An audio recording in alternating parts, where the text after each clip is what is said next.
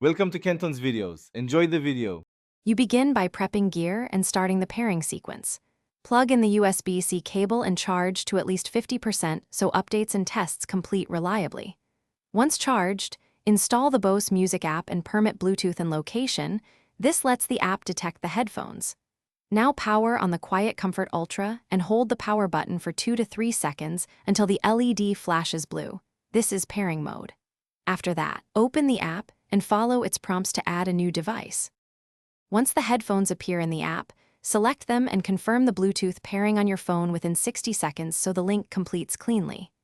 If the app offers a firmware update, install it now, do not unplug, close the app, or let the battery fall below 20% during the update, because interruptions can corrupt firmware. After updating, customize noise cancellation, aware mode, the equalizer, and multi-point connections. This is where you tailor sound and controls to your environment and devices. For daily use, connect 2 devices with multi-point so you can take calls from your phone while streaming from a laptop. Press the power button to switch which device is active when needed. If you lose connection or hear distortion, reset the headphones by holding power and the Bluetooth button for 10 seconds, then repair.